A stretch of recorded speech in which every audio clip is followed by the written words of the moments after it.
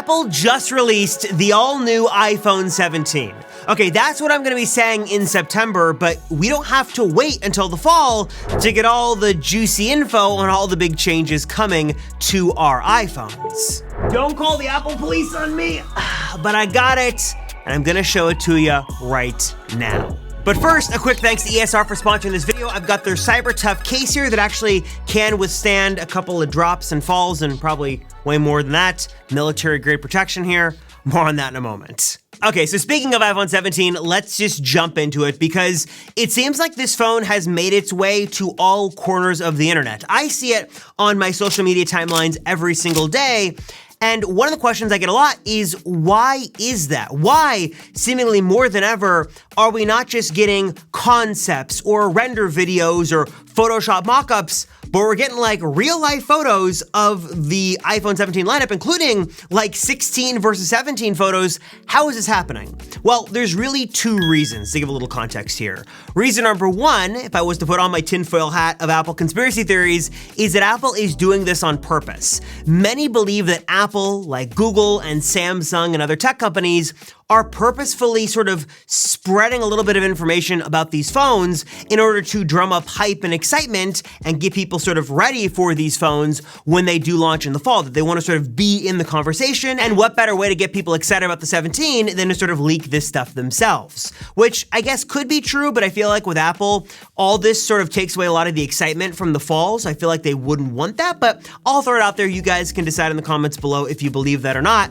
The second sort of theory here, and what is likely going to be more accurate here, is that there are so many different parts of the iPhone production process that it just takes one weak link in the chain, or what do they say, loose lips sink ships, one person to sort of spill the beans on this, and then we get a bunch of information from that. And what has happened with this is exactly that so many little pieces of info have come out from various sources that you combine all that together, you throw it through a special CNC machine, and you're able to get real life mock-ups of exactly what these phones look like. And I should say, more often than not, like if we look at the last couple of years, these iPhone dummy models, as they're called, are actually fairly accurate and usually are like 98% right. Obviously, they don't turn on, we can't see anything with the software or the screen, and I'll come back to that more in a moment, but in terms of overall design, they're usually pretty much spot on. At least that's been the case for the last couple of years. So right off the bat, this sort of confirms some of the info I've been talking about for a while. We're gonna get a 4-phone lineup. So we're gonna go get a regular iPhone 17,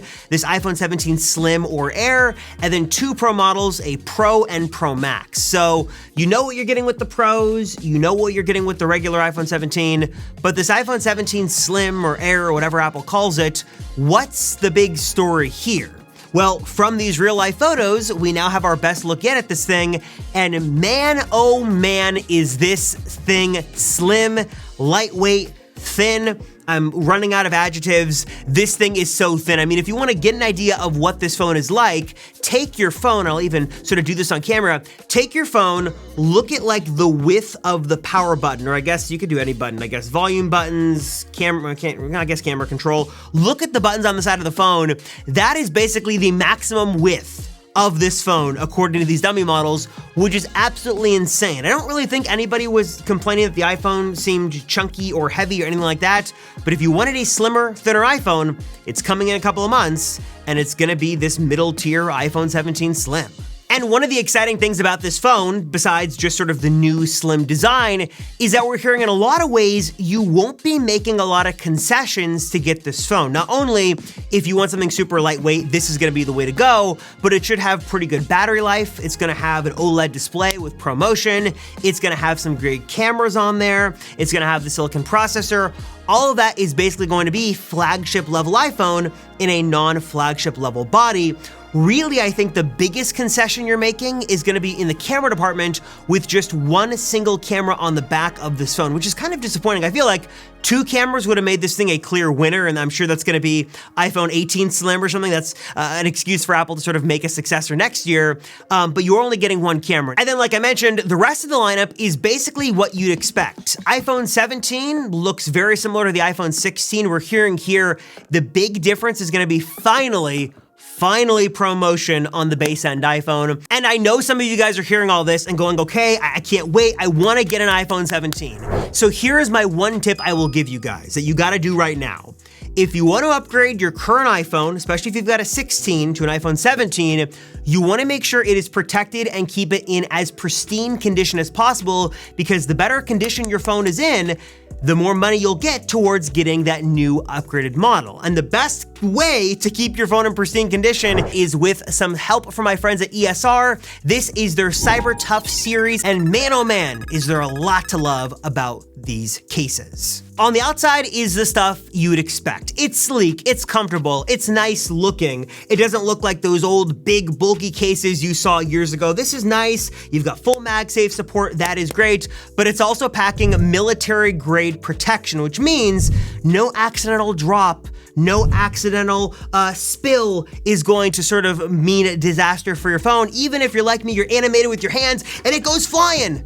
I don't have to worry, I don't give it a second thought because my phone is protected with that Cyber Tough case. Also, let me just say that everyone thinks it'll never happen to them until it does. A couple of years ago, I had gone years and years and years without ever accidentally breaking my phone. And then I was in college and one day I was late to class and I was walking and I went to put my phone in my pocket and it hit the ground, it didn't go in my pocket, fell on the concrete, smashed the screen, all cracked up, and I felt like a dummy. So let me just say that getting a case that's going to protect your phone is a good thing, because best case scenario, it protects your investment. You take your phone out when you trade it in, looks brand new, here you go, give me my new phone.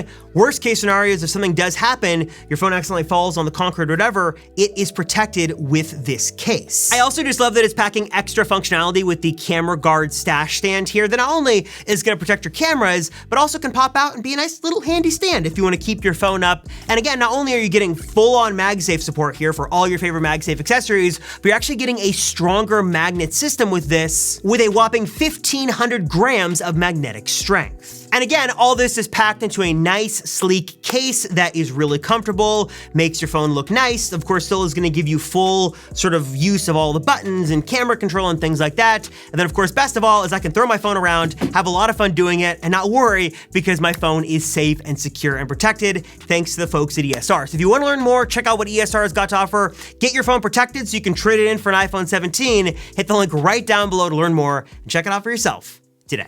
And then of course, sort of the big thing here is that new camera bar design on sort of everything but the regular 17. So Apple is sort of raising up the camera bar, I don't know what they're gonna call it, the camera area here a bit from the back of the phone, almost giving it a sort of two-tone design here, and that is carried on almost the entire lineup with the Slim and Pro models. What's really interesting here too is we're already learning from these sort of case dummies and how they're going off to manufacturers, is that companies are already starting to make little attachments just for this camera bar. So if you wanted to customize your phone, you know, there's skins and cases and things you can do, colors for the buttons, but now it looks like this is gonna be a whole new area of the phone that you can customize. At least some companies, some unnamed companies are making little, I don't know, covers for this to give your iPhone its own unique look and sort of flair on there. As always, Apple typically does, there's some special software things that usually don't leak out ahead of time. So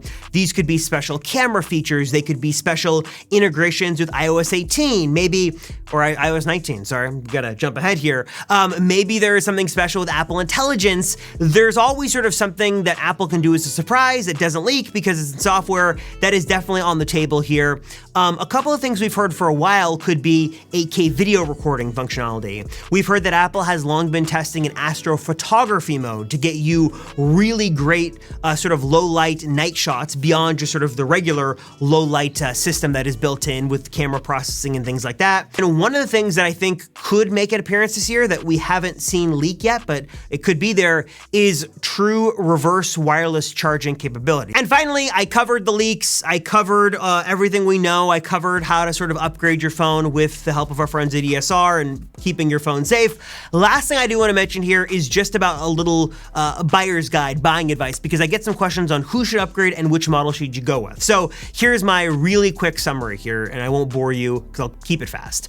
Basically, if you're gonna be going with an iPhone 17 in 2025, there is really little reason to go with the iPhone 17 unless you're really focused on the budget aspect of it, which in that case, I'd highly look at an iPhone 16 or even a 16e if you can find one at a good deal, because there's really not a lot of difference between those phones and you could save some money.